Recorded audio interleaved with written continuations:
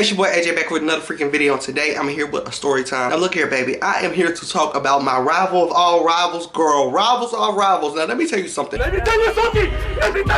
What triggered me to remember about these stories is I see my rival. I see my rival. I ran up into a Papa.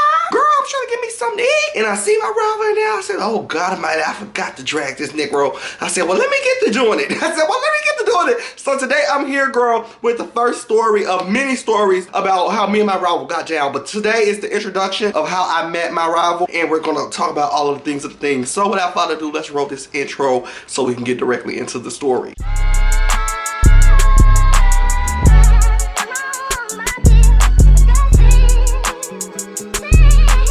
So first thing I want to say is, baby, make sure you grab your hookah. If you do hookah, I don't really do hookah myself. I don't really like it, girl. But if you do hookah, grab your hookah, grab your swizzies, your big blunts, okay? Smoking on your big blunts like your Colin Ray. Grab your wine. I got my wine. I got my teleport in my red cup. I'm so good, all right? Got my teleport in my red cup. I got my swizzy, because this is going to be very much a chill, relaxed, but ghetto story, okay, girl? Okay, so without further ado, let's get on into this story time. So this story time happens in middle school, and we're gonna give my rival a nickname. I guess this nickname is gonna be Mike, okay, girl? I met Mike in middle school, but before I met Mike, girl, I was in middle school chilling by myself, relaxing, okay, girl? So I was in anger management classroom. If you don't know, I was in something called STEP, which is an anger management classroom where they put you in and you have to be in there for the first 2 weeks of school. And if you do good in the anger management classroom, girl, they let you go to your first and second period. And if you do good in those, you go to your first, second, third. And as you do good in each class, you get to go to more classes than you're fully step out, okay, girl? Catch it, okay? So I was in the STEP anger management classroom, and for the first maybe like 3 months, I was there with a couple other students, and I like some of them students, okay? But Mike wasn't there just yet. I remember Mike ended up coming right before Thanksgiving break, girl. So he came right before Thanksgiving break, and it was this little gay boy. Now at the time, I was DL, honey, and I was turning a couple tricks, but I wasn't out in these streets telling everybody I licked, okay, girl? So I was chilling, relaxed, but you know, one queen sees another queen, and they can tell a queen from a queen. So when Mike got there, he was trying to be besties. But I really wasn't feeling him. But I liked his sister. His sister was chill, and she was fine, and at the time, girl, I thought I was a little bit of bisexual. So I was like, I really don't like Mike, but I really like his sister, girl. I was feeling his sister or whatever. So I remember very early on in the first couple of weeks of me and Mike, girl, he was very adamant about liking me, and he stood so very down and out with his queerness, and I was gagged. I was like, girl, this is 6th grade. Like, girl, you out here. All right, mamas, you're out here, girl. She was out here, and she was advocating to either bringing me on her side and wanting me down. And I was like, you know, I really like you like that. And I remember standing in my straightness. I remember standing in my straightness and was like, I don't really, you know, you cool or whatever, you funny, because he was a cool kid. Mike was funny. Mike could crack a couple jokes, honey. So I was living for Mike, but I really, you know, I wasn't chilling for him. Now down deep inside, I was DL, and I could do nothing with that bottom, girl. I could do nothing with that bottom, and I don't know what Mike thought he could do with me, honey. But I was living for, you know, the other boys, you know, in gym class, and seeing what they had smacking in their little shorts, honey. I wasn't trying to see what Mike could do with his arch. I was not. I could not. No deal. So I remember one day at lunch, you guys, I was sitting with my friends, and we was all having a good key, and I remember getting so publicly embarrassed. I had never been embarrassed. Just I got more stories. But into that day, I had never been publicly embarrassed like I was publicly embarrassed. Now, this was when Mike was talking to me, and he would like kind of catch me off guard some days and kind of like throw little gestures at me, and I would kind of, you know, boom, kind of push him away. I was like, no, I'm not living for that. So he ended up catching me at the lunch table with some of my homegirls, and I'm just catching up with them, keying, having a good time, girl, having a good middle school key. Now he ends up walking into this lunchroom with this fat, gigantic Walmart bag, honey. I mean, girl, you could have thought he was Santa, Walmart edition. He had this fat, gigantic bag, and I remember looking at him, and I was like, girl, I wonder what's in that bag. Now, he's in the front of the cafeteria, and I'm in the back. Now, he starts walking towards me, but I'm not thinking he's walking towards me, because like I said, I'm in the back of the cafeteria, so I'm thinking, okay, you know, I'm in the back, he's walking somewhere, he ain't headed back here. But he just started walking past all the other tables. He started walking past all the other tables, and I something in my head said, he's coming back here, and I said, oh, child, he is. So he started coming back there, and he ends up sitting this fat bag on the table, and he's like, you know, I brought you lunch.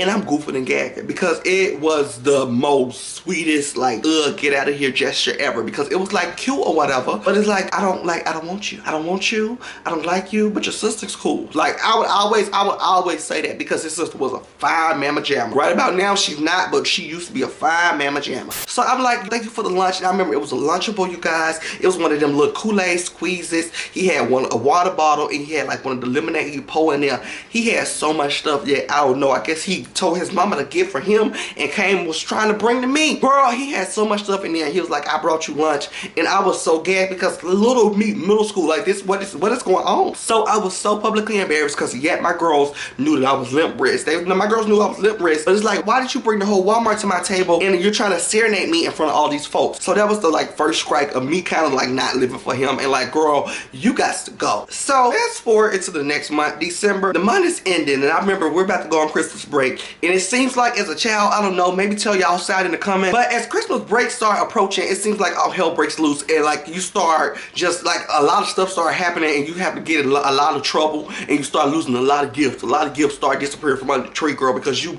didn't have to get a couple people together at school. That was just my story, girl. Every time December rolled around, something crazy would happen, and I would have to start getting folks together. So, girl, December rolled around, honey, and it goes completely down. I remember we were in the lunch line, and we were lining up to go to lunch. We were all lining up, girl. This is the time where they would have a single file line, and we have to line up and head on down to the lunch cafeteria. So, girl, we're in this single file line, and I remember the teacher jotting up. She's just lollygagging, trying to get us all to the lunchroom, because evidently she got some type of tuna fish casserole that she got to eat. So she's lying, trying to get us to the cafeteria, girl, and us little folks is trying to make it with our little legs. I was a tall fella, but the other folks, they try to make it with their little legs. And I remember Mike being behind me, and Mike is kind of like, he's kind of trying to be the teacher junior. He's kind of speed up, and everybody's now walking on that same pace, and we got to be in a single file line. And I remember him bumping into me and touching my booty. Now look here, I don't feel like it was done on accident. I feel like it was done purposely. So I remember turning around and being so embarrassed, you guys. I remember turning around in a line of 27 middle school kids.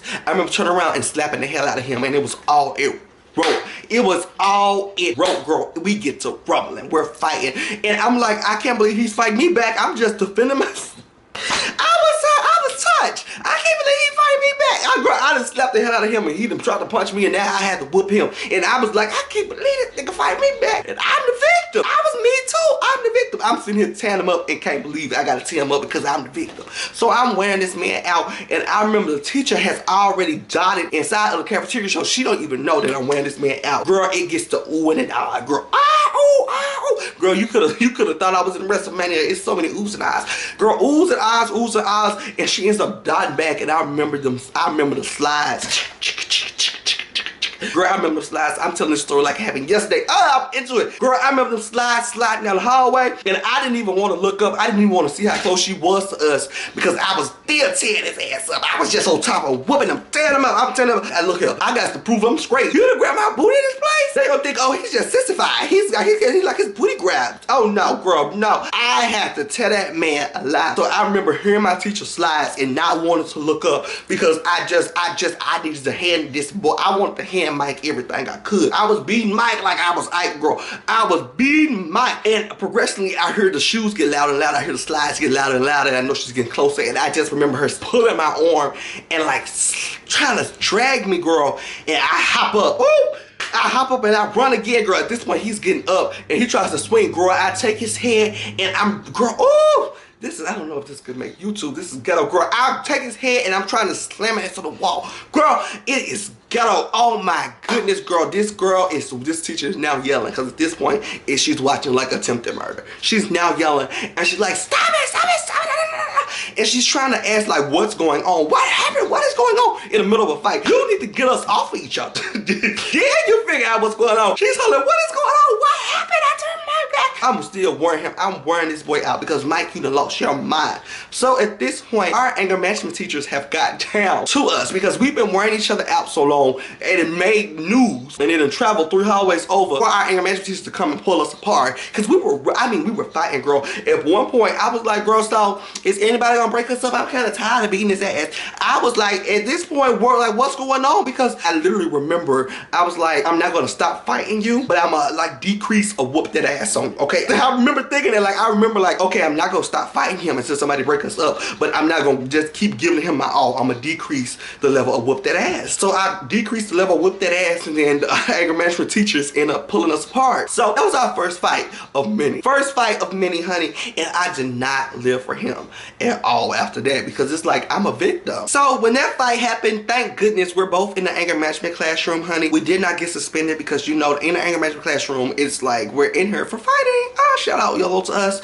But we didn't get suspended, but we ended up being like separated. So when he was in the anger management classroom, I had to go to my classes. And also when we shared the same, I can't remember, I think that was like 5th period or 4th period, whatever class we used to share the same class with and go to lunch. We shared an actual real life class. But during that period, either he would have to go to that class and I would stay in the anger management, or sometimes I would go to the class and he would stay in the anger management. We would just alter out that period. But for the rest of that year, we didn't fight. Now that was 6th grade year. At the end of the year, girl, like I said, I used to talk to his sister, and we didn't really see each other like through the halls, because she wasn't in the anger management classroom and she didn't take any classes with me. But I think we talked at lunch a couple times, maybe at breakfast, because breakfast was a stand all, free to all, whoever get there, you just catch up with whoever there. But we would catch up or whatever. And his sister did not care that I had to tear his ass up at all. So we would catch up and we would key, and we had a good key. So come the end of the year, I end up getting her Snapchat, and I don't know, I think I end up getting her real number, and I had a text now number at the time. I got no shame in my game. I'm telling my side.